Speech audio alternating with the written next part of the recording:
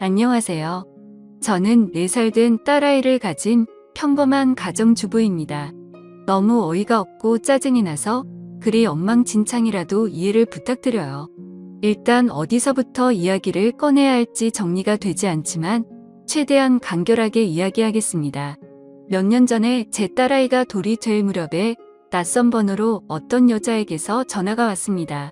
어려 보이는 목소리의 여자였는데 저희 남편과 사랑하고 있다고 당당하게 말하더군요. 마른 하늘에 날벼락이 내린 듯이 무슨 말인 건가 싶고 황당했죠. 너무 당황스러우면 아무 말도 나오지가 않는다는 걸 그때 난생 처음으로 알았습니다. 솔직히 남편을 많이 믿고 지내왔기에 조금도 의심하지 못했습니다. 연애 때부터 결혼해서까지 한결같이 저에게 잘해줬었고 아이에게도 그 누구보다도 다정하고 가정적이었거든요. 술, 담배도 안 하고 일이 늦게 끝나는 직업이라 바람 피울 상황도 못 된다고 안일하게 생각하고 있었는지도 몰라요. 아무튼 그 순간에는 너무 당황스러워서 전화를 그냥 끊어버렸어요. 그리고 나서도 몇 번 더 전화가 왔지만 너무 떨리는 마음에 차마 그 전화를 받지를 못했죠. 당황스럽기도 했고 믿기지 않는 그 상황에 무슨 말을 해야 할지를 모르겠더라고요. 그렇게 제가 전화를 받지를 않자 문자 몇 통이 연달아서 계속해서 오더군요. 남편과 다정히 찍은 사진이랑 긴장문의 문자로 남편과는 1년 정도 만나왔고 서로 사랑하고 있으니 저보고 포기해달라고 합니다.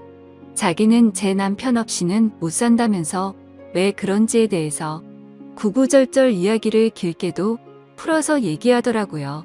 일단 남편이랑 얘기한다고 답장을 보냈고 남편이 퇴근하기를 기다리는 시간이 천년만년 같았어요. 전화로 어찌된 일인지 퍼부을까를 100번쯤 고민하다가 변명을 만드는 시간을 주는 것 같아 겨우 참고 기다리니 남편이 퇴근을 하고 아무렇지 않게 집에 들어오더군요. 아무 일 없는 척 웃으며 들어오는 남편에게 사진을 보여주며 물으니 얼굴이 사색이 되어서는 제게 용서해달라며 빌더라고요. 회사에서 만난 여직원인데 자기에게 호감을 보여 순간 혹한 적은 있지만 나를 배신한 적은 없다고 합니다. 그냥 외로워서 몇 번 만나서 같이 술이나 한 잔 마셨던 것 뿐이고 자신은 우리의 가정을 깰 마음이 절대로 없다고 하더라고요. 제가 아이와 밤낮으로 잠도 못 자고 씨름하고 있을 때 남편이라는 작자가 외로웠다는 핑계로 그 여자와 술 퍼마시고 다녔다는 걸 용서해야 하나요? 저는 멍청하게도 그런 사실을 전혀 몰랐다는 게 너무 화가 났고 앞으로 이 사람을 예전과 같은 마음으로 대할 수 있을까 싶더라고요. 결혼 전엔 남편이 바람핀다면 당장 이혼해야지 라고 생각했었는데 막상 상황이 생기고 보니 자꾸 남편의 변명을 믿고 싶고 한 번만 눈 감으면 우리 집이 다시 예전처럼 돌아갈 것 같았어요. 참 바보같이 말이죠. 남편은 저만 보면 빌면서 용서를 구했고 저는 남편만 보면 울고 불며 화내는 상황이 생겨났습니다. 그렇게 보름 정도가 지났을 때쯤이었죠. 갑자기 남편이 이혼을 하자고 하더라고요. 그 여자가 자신의 아이를 가졌다면서 미안하다고 그 아이를 책임지고 싶다고 이혼만 해달라고 하더군요. 미안하다는 말이 너무 어이가 없기도 하고 우리 딸은 어쩌고 그 여자가 임신했다고 책임을 지나 싶어서 물었습니다. 그 사람 자식은 중요하고 우리 딸은 중요하지도 않고 책임져야겠다는 생각이 없냐고 말이죠. 그러자 저는 자기와 이혼해도 아이를 잘 기를 수 있는 좋은 엄마니 괜찮을 것 같지만 그 여자는 자기가 안 가면 애를 포기할 것 같답니다. 자신의 자식인데 포기할 수는 없지 않냐며 울더라고요. 너무 기가 막혀 대꾸조차도 하기 싫어서 가만히 있었습니다. 이 집은 저를 준다고 자기만 보내주면 된다고 하면서 저더러 자신이 없어도 너는 잘 살 거라고 이해해달랍니다. 그 여자는 너무 어리고 자기 없이 애를 키울 수 없다고 하면서 말이죠. 융자 가득한 집 주면서 생색 내는 꼴이 너무 황당하고 우습더라고요. 처음에는 절대로 저를 배신한 적 없다고 변명할 때는 언제고 이제 와서는 세상 둘도 없는 사랑꾼인 척하는 게 가증스러워서 오만 정이 다 떨어져서 그냥 이혼하겠다고 했습니다. 그냥 절대 이혼해주지 말고 그 여자랑 그 아이 아빠 없는 애로 평생 살게 해버릴까도 생각은 해봤었죠. 솔직히 저도 이혼을 하고 나면 아빠 없이 애를 잘 키울 수 있을까 무섭기도 했지만 어차피 이혼 안 하고 살아도 내 남편이 그 여자랑 바람핀 걸 제가 알았고 그 여자와 살고 싶다는데 굳이 제 인생도 같이 갉아먹히면서 복수를 하면 저는 영원히 이 배신감에 갇혀 살 것 같더라고요. 그래서 그냥 상호 합의하에 이혼 절차 밟기로 했습니다. 준다는 집도 받고 애 양육비도 협의하고 말이죠. 그리고 낯짝이 얼마나 두꺼운지 2주에 한 번 딸아이를 보여달래서 평생 안 보여준다고 했다가 결국에는 한 달에 한 번으로 합의를 하였습니다. 생각보다도 아이가 있으니 결혼보다도 결정할 게 너무 많더라고요. 중간에 그 여자가 또다시 제게 연락을 해서는 정말 집 다 받아갈 거냐고 전화로 난리친 것 빼고는 결혼 준비보다 오히려 수월하게 진행이 되었죠. 정확히 말하면 정리하는데 생각보다 시간은 꽤 걸렸지만 심적인 부담이 줄어들어서 그랬나 봐요. 아무튼 이혼을 하고 나서 바로 그 집은 팔아버렸고 부모님께 죄송하지만 어쩔 수 없이 친정에 들어와서 살고 있습니다. 제가 직접 돈을 벌어서 먹여 살려야 하는 상황이 되었기에 회사 복직을 3개월 당겨서 친정엄마가 아이를 봐주셔야 해서 부모님도 이해를 해주셨죠. 솔직히 돈도 돈이지만 집에만 있으면 정신이 나가버릴 것 같아서 나가서 돈을 벌기로 했던 것도 있습니다. 아직 우리 애기가 예쁜 짓 할 때마다 행복했지만 그 여자가 아기를 낳았다는 소식을 듣고 나서부터는 저도 모르게 훅훅 올라오는 무언가가 있긴 했습니다. 그나마 그것도 시간이 지나가면서 나가서 사람도 만나고 부모님과 마음 편하게 살다 보니 정말 많이 편해졌었죠. 아무튼 이 얘기가 이따위로 끝나면 너무 억울할 텐데 다행스럽게도 여기서 끝이 아니었네요. 며칠 전 아이가 남편을 만나는 날이라 아이를 아침에 보내고 저녁에 데리러 갔더니 전 남편이 아기만 집에 먼저 보내고 저한테 얘기 좀 하자고 하더라고요. 그때 당시에는 아이와 관련된 이야기인 줄 알고 카페로 가서 가만히 앉아 있었습니다. 그러자 갑자기 크게 한숨을 쉬더니 자기 벌 받은 것 같다고 하더라고요. 무슨 헛소리를 하는 건가 싶어서 대꾸도 안 하고 쳐다봤더니 그 여자랑 낳은 아들이 자기 애가 아닌 것 같다고 하더군요. 자기랑 그 여자는 둘 다 A형인데 아이가 B형이라 의심이 간다고 말이죠. 자기가 찾아봤는데 B형이 나올 수 없다는 걸 알았답니다. 물론 유전자 검사를 해봐야 정확하겠지만 정말 아닐까봐 무서워서 못하고 있다고 줄줄 말하는데 너무 속이 시원해서 웃음이 터져버릴 것 같았죠. 그래서 말했습니다. 이걸 왜 나한테 얘기하냐고 했고 당신 천벌 받는 거 맞다고. 왜 피하냐고 유전자 검사 확실히 해서 정면으로 제대로 받으라고 했습니다. 너는 평생 내 아이한테 온전한 가정 뺏은 죄짓고 멀쩡하게 살 수 있을 줄 알았냐고. 꼭 유전자 검사하라고 그 애가 제발 네 자식이 아니길 빌겠다고 쉴 새 없이 퍼붓고 들어왔습니다. 솔직히 속이 후련하면서도 마음이 안 좋았습니다. 이제야 좀 심적으로도 안정됐다고 생각했는데 왜 갑자기 나한테 어쩌라고 저런 얘기를 하나 싶었죠. 지금 며칠 정도 생각을 하다 보니 그것들이 못 살면 통쾌할 줄 알았는데 괜히 내가 이혼하던 과정들만 다시 생각나 심란하고 마음을 알 수 없게 되네요. 만약 전 남편이 자기 자식이 아니란 걸 알게 되고 저한테 같이 살자고 하면 어떻게 해야 할지 좀 고민도 들고 딸아이 때문에 제 마음이 약해질까봐 걱정이 됩니다. 아무튼 오늘부터 휴가라서 생각도 정리할 겸 부모님과 딸아이 데리고 어디라도 다녀와야겠네요. 감사합니다. 다음 사연을 읽어드리겠습니다. 안녕하세요. 저의 이야기를 써볼까 합니다. 저는 그냥 흔하디 흔한 평범한 직장인입니다. 정말 이런 일이 있다는 게 믿기지 않을 만큼 저는 열심히 일해서 가정에 늘 충실했으며 아내와 함께 게임도 같이 즐기며 그 누구도 부럽지 않을 만큼 평범하지만 행복한 삶을 살고 있었습니다. 문제의 그날은 몸이 너무 좋지 않아서 저는 회사에서 오후 반차를 내고 평소보다 일찍 집으로 오게 되었습니다. 그런데 눈에 익었던 남자 신발이 현관에 놓여져 있는 겁니다. 눈에 익었던 신발은 저와 와이프가 함께하는 게임에서 알게 된 남자 동생의 신발이었습니다. 큰 충격과 함께 설마 하는 마음으로 거실을 봤더니 아무도 없더군요. 아직은 상황을 알 수 없었지만 아내가 외도를 하는 건가라는 생각에 심장이 두근대서 터져버릴 것 같았습니다. 근래 들어 화장실에 들어가서 2시간씩 배가 아프다고 안 나오는 일이 허다했었고 하지 않던 산책을 갑자기 나가곤 해서 평소와 행동이 달라 뭔가 미심쩍긴 했었습니다. 흥분된 마음을 다잡으며 거실을 지나 안방 쪽으로 가는데 하하오 웃는 소리가 적나라하게 들리는 겁니다. 정말 하늘이 무너지는 기분이 이런 걸까요? 너무 충격을 받은 저는 순식간에 달려가서 방문을 벌컥 열어버렸습니다. 두 사람은 같이 컴퓨터 게임을 하고 있었고 문을 여는 소리에 뒤로 돌아보고는 두 사람 다 엄청 놀란 표정을 짓더라고요. 그리고 그 남자는 역시나 제가 친동생처럼 잘 대해주던 그 동생 놈이었습니다.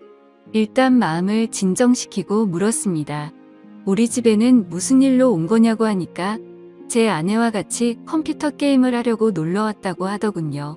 상식적으로 유부녀와 같이 단둘이서 게임방을 가서 게임을 하는 것도 아니고 집에서 게임을 한다는 게 말이 되나요? 저는 그래서 게임방을 놔두고 왜 집에서 게임을 하냐고 물어보니까 그 남동생은 그렇지 않아도 지금 그러려고 했다고 더듬거리면서 말을 하더라고요. 성의 없는 거짓말에 너무 어이가 없어서 머리 끝까지 화가 치밀어 올랐고 분노를 참지 못하고 사고를 칠 것 같아서 그 동생에게 당장 내 집에서 나가라고 소리쳤습니다. 그제서야 갑자기 진실을 고백하듯이 연신 미안하다 죄송하다 하면서 누나 잘못 아니다 라고 하면서 도망치듯 나가더군요. 네, 누나만의 잘못은 아니겠죠. 둘 다 인간 같지도 않은 짓을 했는데 두 사람 다의 잘못이겠죠. 아내와 저는 조용히 한참 동안 아무 말 없이 있었고 제가 먼저 아내에게 말했습니다. 어린애도 속지 않을 거짓말하지 말고 솔직히 말하라고요. 그러자 아내는 진짜 아무 일도 없었고 그냥 게임을 하려고 부른 거라고 말을 하더군요. 그냥 더 이상 이야기를 나눠봤자 답이 없을 것 같아서 말했습니다. 둘이서 아무 일도 없었다고 하더라도 이렇게 나도 없는 집에다가 남자를 불러서 게임을 했다는 거 용납이 안 된다. 이제는 믿었던 신뢰가 깨졌으니 더 이상은 이 결혼 생활을 이어갈 자신이 없다고 말했죠. 그리고 나서 일단 여행용 캐리어를 꺼내서 아내의 옷들을 집어넣었고 그제서야 아내는 그냥 별 생각 없이 부른 거라며 미안하다고 무릎을 꿇고 손을 싹싹 빌며 미안하다고 했습니다. 그런데 어떻게 이게 용서가 될까요?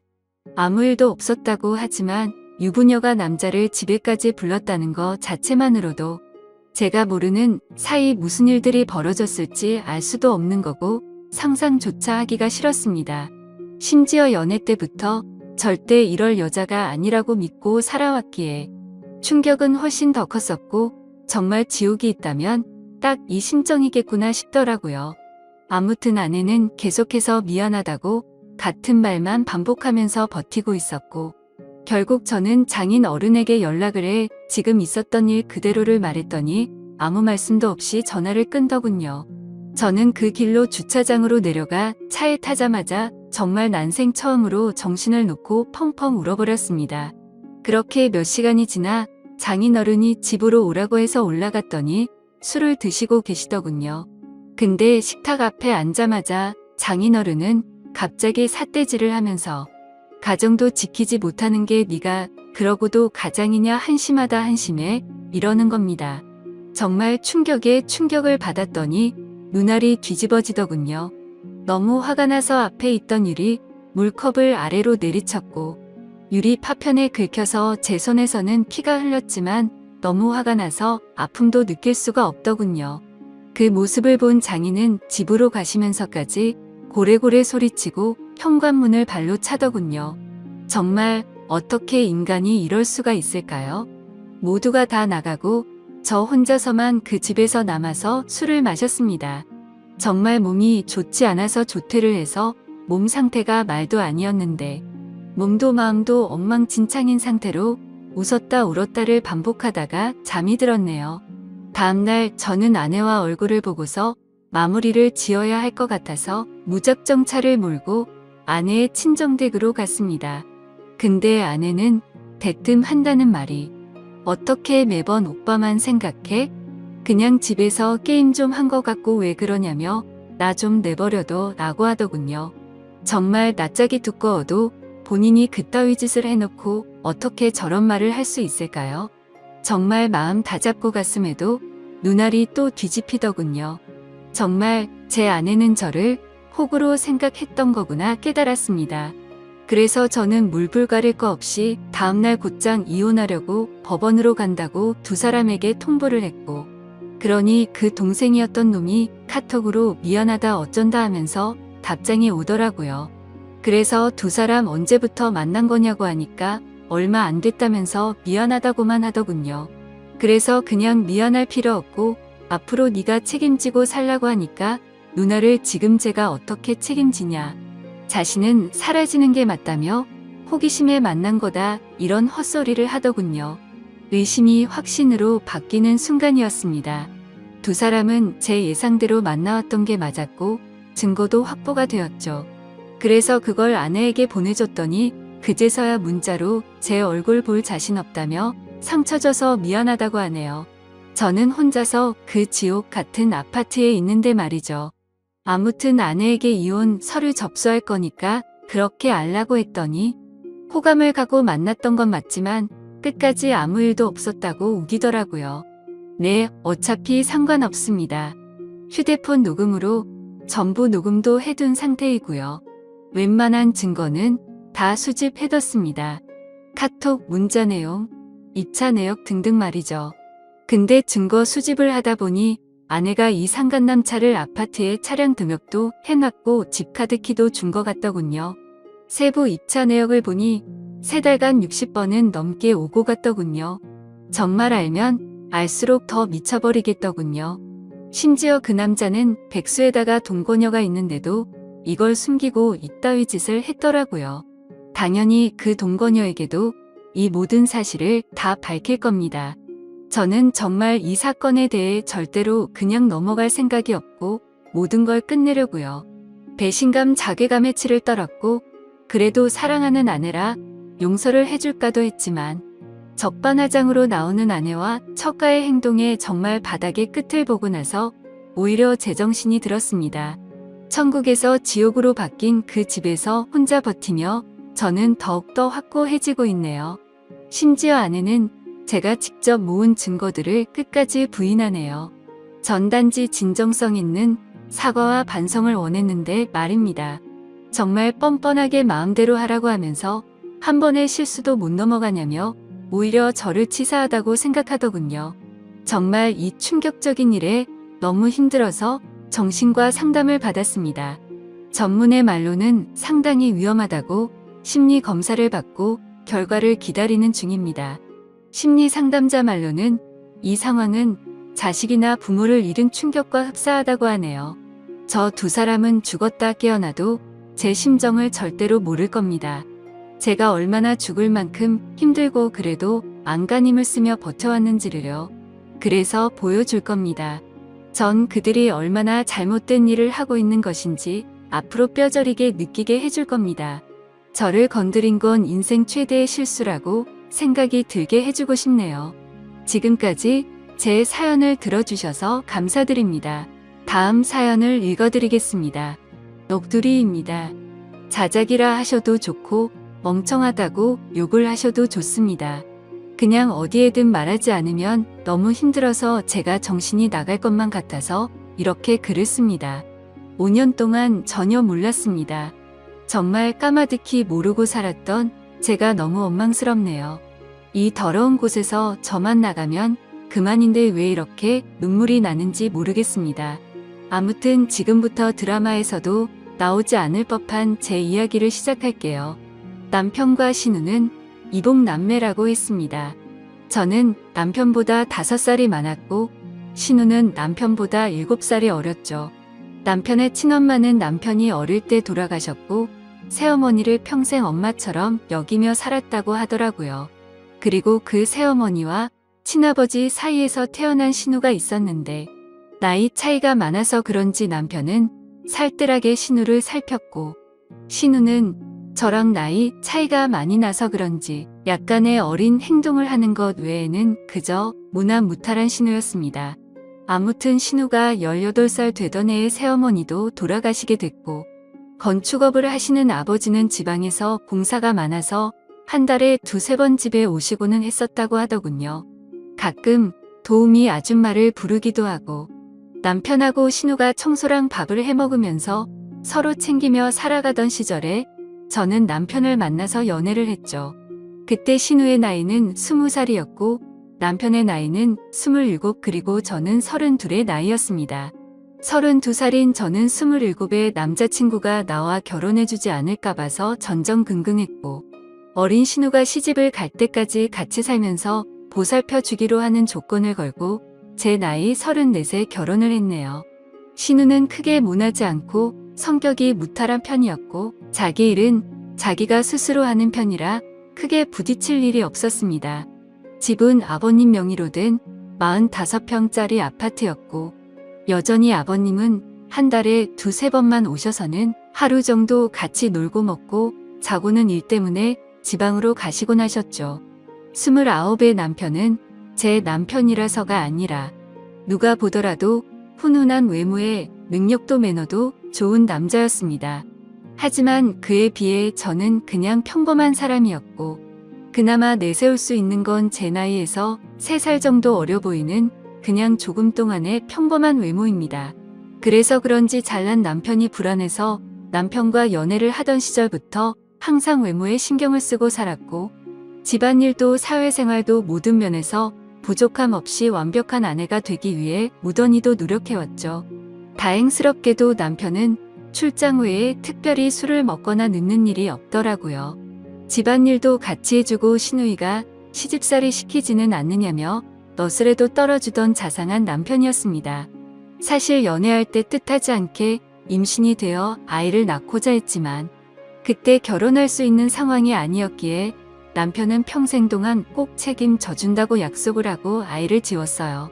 물론 그때는 너무 큰 상처였지만 결국에는 약속대로 결혼도 하고 저를 책임져 주었으니 더 이상은 상처가 아니라고 생각했습니다. 그런데 불행하게도 결혼 이후 아이를 갖기 위해 무던히 노력했는데 뜻처럼 아이가 생기지 않더라고요. 정말 의도치 않았을 때는 한 번에 임신이 되더니 아무리 노력해도 임신이 되질 않더군요. 그리고 아이를 한 번 가져봤었기에 당연히 신체적인 문제는 없다고 생각을 했고 불임 검사는 하지 않았습니다. 정말 아이 하나만 내 곁으로 와주면 더 이상 바랄 게 없는 그런 완벽한 결혼 생활이었죠. 남편은 신우를 살뜰히 챙겼지만 내 눈에 이상해 보이지 않을 정도였고 정말 단 한 번도 신우와 남편의 사이를 이상하다고 생각해 본 적조차 없었습니다. 그러던 어느 날이었죠. 남편은 밖에서 술자리를 잘하지 않았고 집에 와서 저랑 마시거나 신우랑 셋이 마시거나 했는데 그날도 셋이서 밤늦게까지 소주에 와인까지 즐겁게 한바탕 거하게 마시고 잠이 든 날이었습니다. 다른 날과 별다를 바 없는 날이었고 신우의 이부자리를 펴주고 잠든 남편을 보고서 잠이 들었습니다. 원래 술을 마시면 중간에 깨지 않고 항상 늦잠을 잤는데 그날은 술 때문인지 목이 말라서 잠시 깼죠. 근데 옆에서 잠들어 있어야 할 남편이 없었고 거실에 나가봤는데도 없더라고요. 그래서 주말에는 운동을 하러 종종 나가기에 운동하러 나갔는가 보다 하고 물을 마시고 다시 침대로 가서 잤습니다. 근데 속이 좋지 않아서 한참 잠이 오지 않아 뒤척이던 도중에 아가씨 방에서 문이 열리는 소리가 나더군요. 그러더니 곧 이어서 현관에서 신발 소리가 들리더니 현관문이 열리는 소리가 나더라고요. 아가씨가 밖에 나가는가 보다 했는데 남편 소리가 들리는 것이었습니다.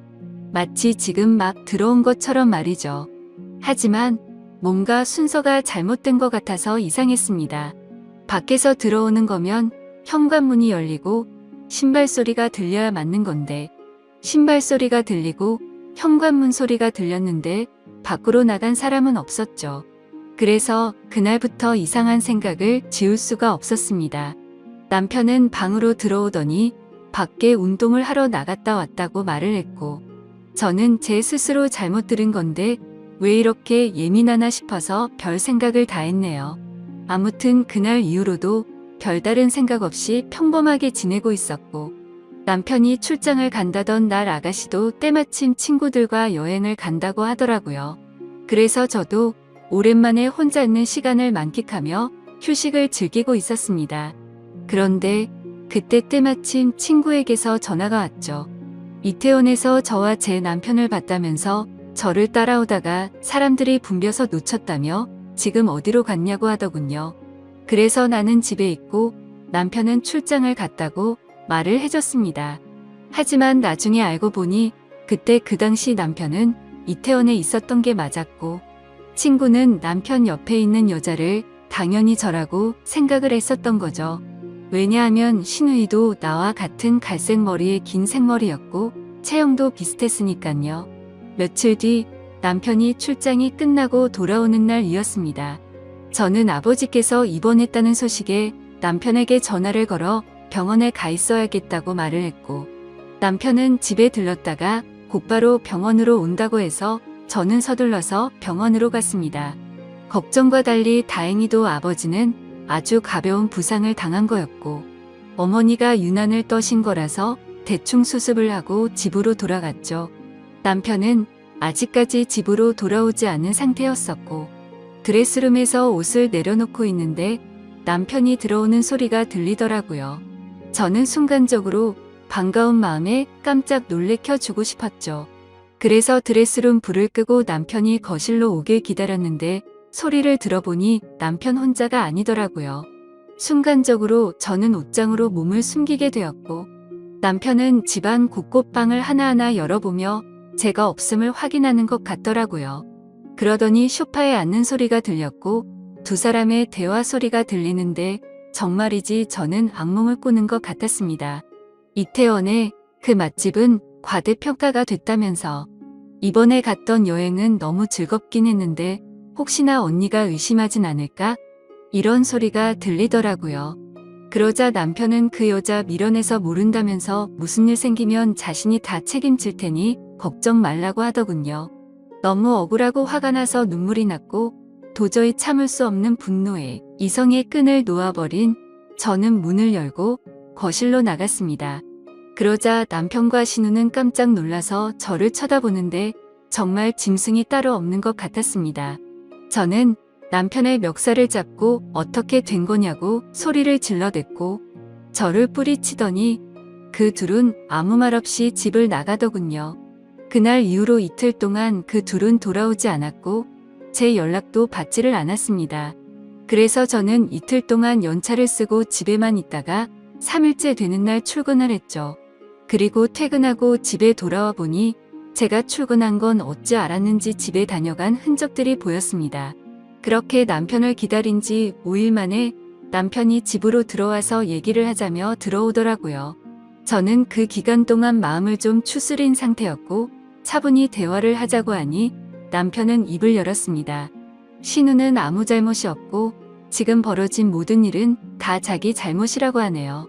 신우는 사실 새어머니가 데리고 들어온 갓난아이였고 자신 아버지의 피가 섞이지 않았답니다. 새어머니를 받아들이지 못하는 할머니 때문에 애를 낳아왔다고 아버지가 거짓말을 한 것이었대요. 아무튼 그렇게 새어머니가 돌아가시고 나서 신우는 남편에게 많이 의지를 하게 됐고 집에서나 밖에서나 단둘이 지내는 일이 많아지고 서로 의지하면서 서로 간의 감정이 커져가기 시작했답니다. 그때 서로의 마음을 알게 됐을 때가 신우가 대학생이었고 남편은 군대를 전역했을 때였다고 하더라고요. 하지만 아무리 피가 안 섞인 남남이라고 할지라도 잘못된 걸 알았기에 서로가 몇 번이나 연락을 끊고 새롭게 살아보려 했지만 잘 되지 않았답니다. 그냥 서로가 가족, 연인 그 이상의 감정이라 더 이상은 끊어낼 수가 없다는 사실을 깨달았다고 하더군요. 저랑 연애하는 기간에는 물론이고 결혼하고 나서도 두 사람은 저를 속여왔다고 다 털어놓았습니다. 신우가 간혹 생겼다던 남친도 다 거짓말이었고 단지 제 눈을 피하기 위한 일종의 작전이었던 거죠. 신우의 철없는 행동으로 혹시나 내 의심을 살까봐 남편이 그동안 케어한 것까지 전부 말을 하더군요. 그리고 남편은 혹시나 하는 마음에 정관수술까지 했답니다. 제가 아이를 가지면 신우가 질투에 눈이 멀어서 무슨 일이 벌어질까봐 그랬답니다. 정말 남편이 진실되게 하는 말을 들으면서도 이게 꿈인지 진짜인지 믿을 수가 없겠더라고요. 순순히 자기 입으로 시인을 했지만 간통죄가 없어졌으니 이 둘을 감옥으로 보낼 수도 없는 노릇이었습니다. 이혼 소송을 해서 재산이라도 뺏어보려 했지만 변호사와 상담을 해보니 어차피 둘이 결혼해서 같이 모은 돈만 나누는 거 외에는 위자료 1,000만 원에서 3,000만 원 정도 받을 수 있을 거라고 하더라고요. 그런데 남편이 1억을 주겠다며 괜히 남들 입에 오르내리지 않게 소송은 하지 말고 조용히 협의해 이혼을 하자더군요. 같이 모은 돈도 전부 저를 주고 위자료로 1억을 주겠답니다. 그 말이 저를 위해서가 아니라 신우를 위해서인가 보다 생각이 들더군요. 그리고 얘기를 들어보니 시아버지란 사람도 이미 알고 있는 것 같았습니다. 세상을 떠난 새엄마라는 사람과도 생전에 서류상으로 혼인을 하지 않았었고 서류상으로도 둘은 정말 완벽한 남남이니 이제 저만 없어지면 둘이 잘 먹고 잘 살 수 있겠지 싶더라고요. 저도 도저히 그 인간과는 지낼 수 없었기에 모든 걸 포기했습니다. 이혼 서류는 이미 접수했고 5년 동안 모은 돈과 위자료 1억까지 오늘 입금이 되었더군요. 저와 대화한 이후로 남편과 신우는 단 한 번도 집으로 들어오지 않았고 저는 이제 제 옷가지들만 싸서 이 집에서 나가면 되는데 왜 이렇게 가슴이 먹먹하고 찢어질 것 같은지 모르겠네요. 우리 부모님께서는 아직 이 사실에 대해서 전혀 모르시는 상황이고 제 친구들도 아무도 모르는데 저는 어디로 가서 울어야 할지 모르겠습니다.